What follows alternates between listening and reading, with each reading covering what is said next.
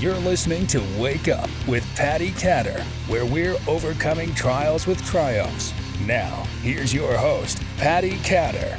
Hey, everybody. I am so happy to have Brad Shepherd on the show today. Brad is a United States Army veteran, and he is the CEO of Shepp Enterprises. Welcome to the show, Brad. Thanks for having me, Patti. I appreciate it. You're welcome. I am really happy that you're going to be on my show today. I've been looking forward to this moment for a couple of weeks now. We've been talking about it, so the day is finally here. Tell my listeners a little bit about where you're from. I won't harass you from being from Ohio, but yes, I'll let you go ahead. From the big OH originally. And I grew up there as a kid in the farmlands in north central Ohio, Richland County area. And military brought me out here, and Washington State is where I live now when I was 20 years old. So how were you as a kid? Were you rambunctious? Were you quiet? No, I was awesome. Awesome kid. No, as a kid, I was more kind of the quiet, not necessarily timid, a little bit shy, stuck to myself, right? I had an older brother, he was an older brother. I guess we'll leave it at that. Right. So, and there's, I was usually around the older kids. So, yeah. So after high school, were you thinking like, I'm just going to join the military, or was that something that you thought about as a kid? How did that even come about? Well, as a kid, there's always that idea watching the movies, right? Something about, Rambo and things like that, right? Struck every kid at that, at my age. And I guess when I was in high school, I debated on going to the Air Force at one point, but I never really went through with it. So I just graduated and hung around the area until I was 20 for about 2 years. Yeah. Mm-hmm. And what is it that you did during those 2 years? Did you work at McDonald's, or what were you doing? No, I was working for Comcast. It was the time that the internet just started coming over the cable lines. So at the time we just had dial-up, right? It was through your telephone. So the first time that the cable lines started having the reverse and the forward, they were doing it all over the nation. So as a kid, technically advanced work is what it was. And I married right up to it, no problem. And I was actually climbing telephone poles. It was a good thing. And I still have a splinter in my hand from then, 99. Yeah. So there's that. So that's what I did for the 2 years. Mm-hmm. Wow. That's pretty cool. I'm just having flashbacks of the old dial-up phone lines right now with the internet, the AOL. Yeah. Right. Oh my goodness. So when you decided to join the military, what made you decide to pick the Army of all things? Everybody has I was almost a Marine story once, right? So I won't get into all that, right? No, it was just, I called and they offered to pay me a bonus to jump out of airplanes. To be honest, that was it. I think it was like a $10,000 sign-on bonus to jump out of airplanes. And why not? Right? Like, you think about it. And this is before the war, right? Before anything kicked off. So this would have been the spring of 2001. So it was, interesting, right?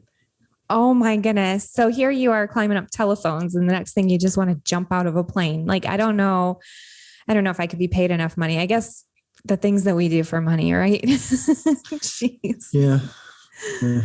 Oh, I remember one time at Fort Bragg when Ken was in the military, and my son, he had an ear infection or something. His ear was hurting. So I had to take him over to urgent care, and we walked into urgent care, and my son was probably like 7, 8, I think, off the top of my head. Anyways, this hospital room was filled with guys who had just had a mass jump at the 82nd Airborne, and they were all banged up, broken legs, broken arms, sitting around waiting to go in. Wow. So interesting. Yeah. I guess it was kind of a normal thing when they would have the mass jumps.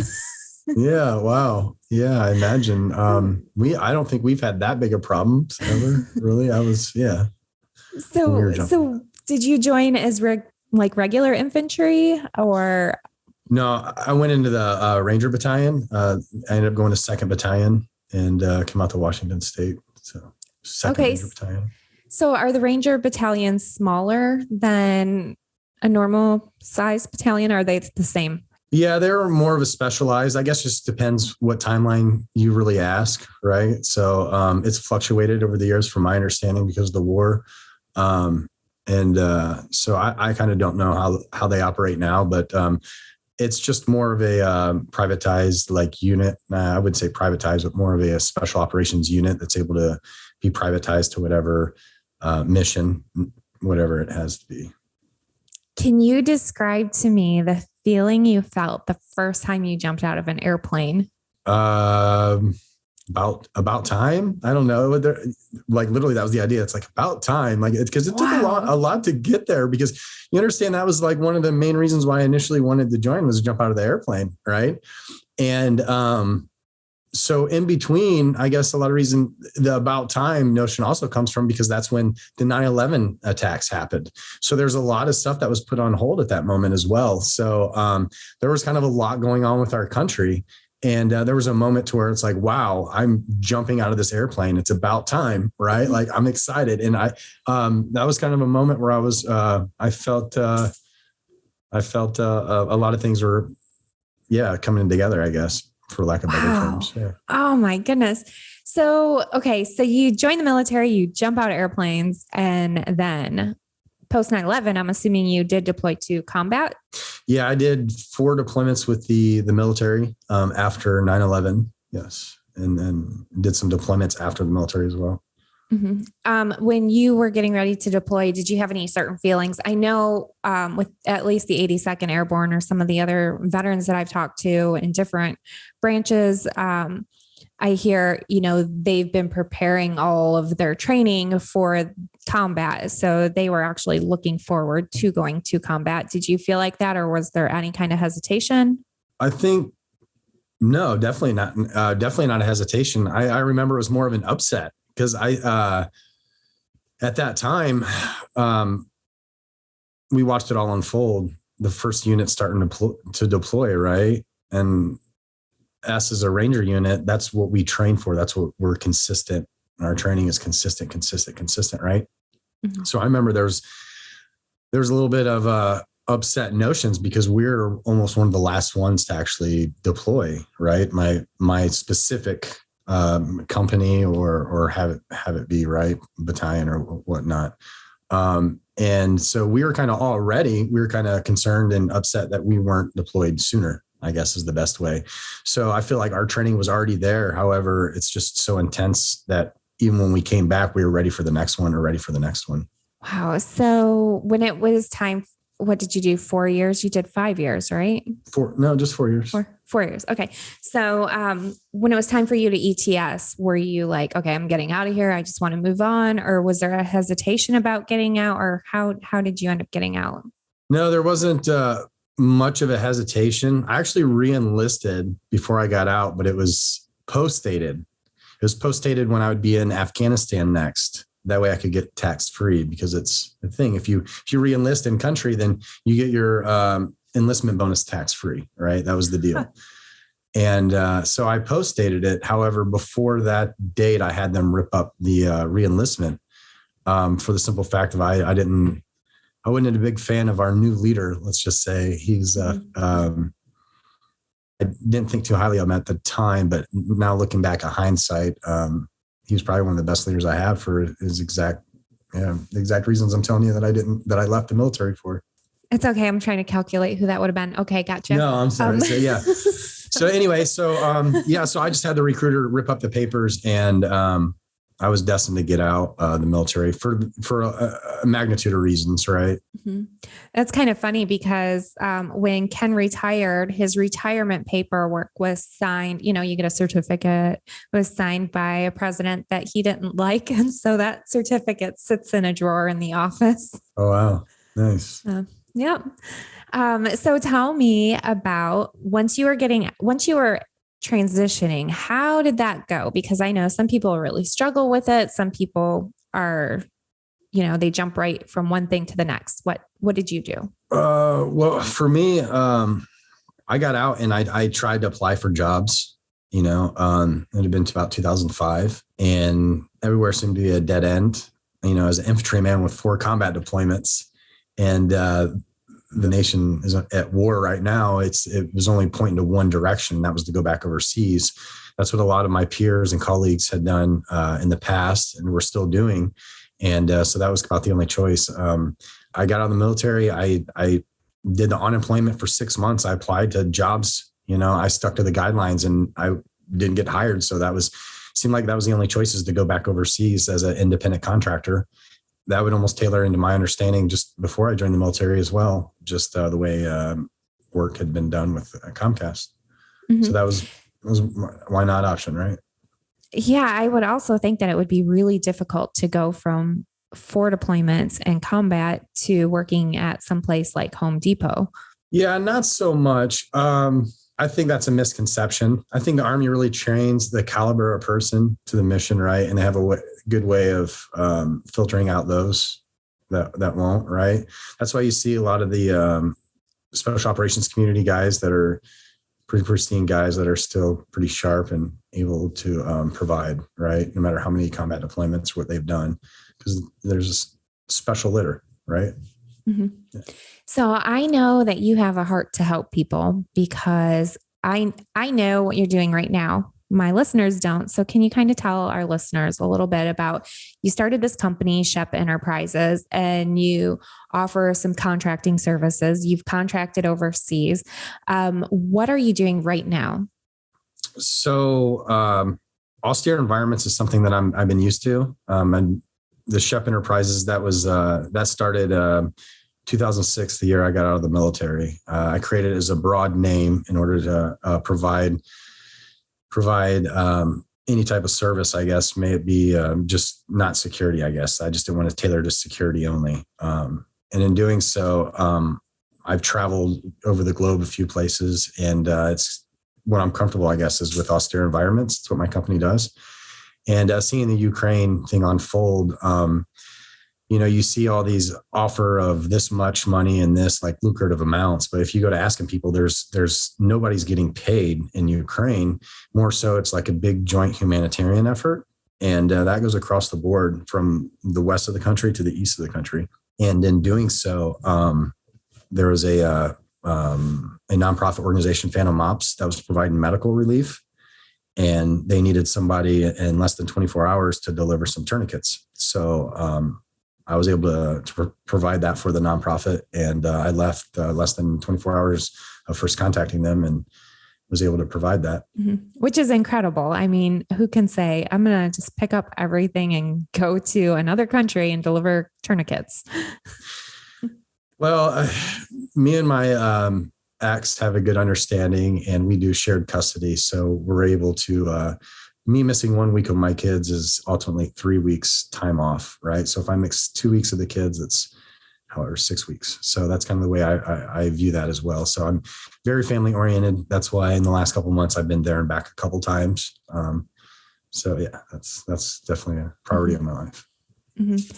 And what are you doing right now? Because I did notice you have a GoFundMe fundraiser, and I think it's really important. I know what you're doing. I support it, and I want other people to support it too. But I need you to tell our listeners what it is for, because so many people, I see them saying, "Oh, Biden has sent billions of dollars over to Ukraine. Like, isn't that enough?" But tell our listeners that's really not enough, because we don't know exactly where that money's going, right?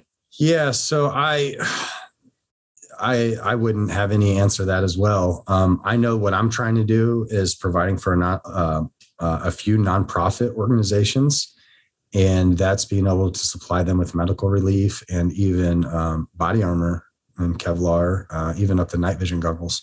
So the GoFundMe is specifically tailored to helping me set all these finite details into motion. I've been overseas and I've created the logistics in order to get from Romania into Ukraine and be able to provide to the nonprofits. I set up the GoFundMe in order to help me get over there again. But not only that, the actual purchase a vehicle. But not only that, to provide the registration for the ITAR compliance. That way I'm able to ship defense equipment directly out of the United States into Ukraine without an issue. That way it's more streamlined. So we've literally, Shepp Enterprises has literally taken and trying to streamline the process from the United States, which we're already cleared for the registration. We just need to pay the fees from the United States into Ukraine, defense equipment and such of that nature. We're just asking for the GoFundMe in order to create money for the vehicle as well, I guess. That's where the large portion of it comes from, is also to be able to travel and the licensing of that and such. Mm-hmm. So if you're watching this, you're going to see the link to the GoFundMe on the screen, but you're also going to see it in the show notes. You should be able to click the link and go over to Brad's GoFundMe and donate. One of the things I really like about this GoFundMe is it's very upfront about what it's for. In my experience over 16 years of volunteering for nonprofits, I've seen a lot of nonprofits take the money to pay staff members, and then they'll pay for advertising and they pay for brochures. And then at the end of the day, like this tiny little bit goes to the person that you actually want to help. So the GoFundMe cuts right through all that garbage, and you can literally donate directly to Brad and what he's doing. So I love that part. Yeah, I'm not very good at asking for a lot of help and stuff. I have to go in and update the link, but yeah, it's a rough process for me, but it's something that I was mentioned that might help. So hopefully anybody can help. Please help. That'd be great. Yeah, I think it's great, and I'll help share the word. Now, tell our listeners, what is one obstacle that you've had, and how did you overcome that obstacle with triumph? One obstacle, I would say, living away from family, so far away from, you mentioned I grew up in Ohio and I live in Washington State now. Making that transition was somewhat easy because it was the military. However, maintaining that transition has been an obstacle. It's not very easy when you call home and you hear your cousin's watching your cousin's kid or this and that, and making life simpler is definitely when you have family around. And being from a big family, I've seen that and witnessed that over the years. So that's been a big challenge for me. I think I've been pretty triumphant, I guess is the word you used. Triumphant in regards of my children are pretty well-mannered and rounded children. They're very smart, intelligent, and they're pretty cool kids. So I think although there's some stipulations we had in life, I think that all in all, we're all triumphant together. I love that so much. I love how much you love your kids. I mean, obviously there's a lot of people out there who they don't really care about their kids, and you are a great role model for other men too. I think sometimes I'll see your post on social media or just the way you talk. When I met you in person, you were talking about your kids. And to me, that was just really a breath of fresh air. Yeah, they're pretty cool. I'm pretty proud of them. I don't know. Maybe other people's kids aren't as cool. I don't know. That's true. I've seen some of those kids. No, yeah. No. It's true. I'm just proud of them. That's all. Yeah. So could you share your social media links with the listeners, please?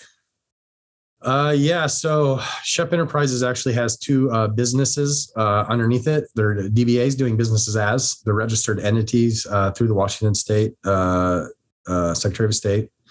And those DBAs are Up Top Imaging, and that's on Instagram. And the other is Secured Surroundings. That also is on Instagram. I don't post probably like I should. I probably could get more work and things of that nature. However, I'm just now starting to get more work and more deployments than 1 or 2 a year. So that's the idea. So I am over here right now following your pages. And I think everybody needs to go do it. Hey, actually, I'm already following that page. Your Secured Surroundings. And then what is the other one on Instagram? Up Top Imaging. Up Top. That's right. Up Top.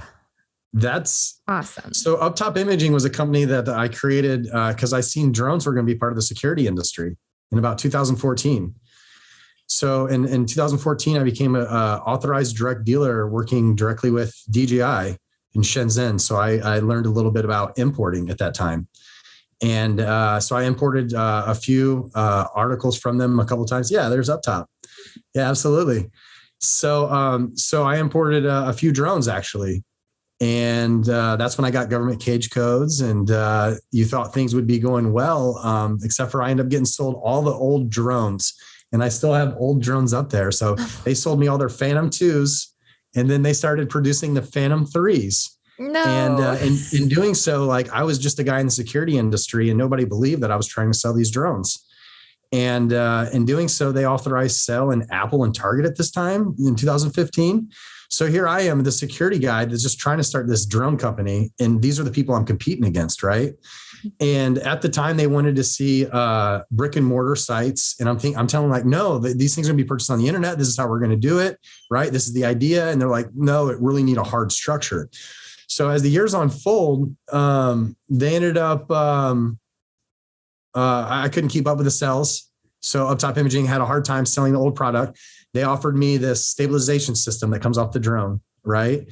And if I gave these workshops in Seattle, people would come buy the old drones. So I did exactly that. I provided these workshops with this stabilization system, except for nobody bought my old drones. Instead, directors and producers all over the Pacific Northwest would see that I could utilize this system. And what they did is they started hiring me for their sets. And I became the droneographer and the technical advisor for their study camps.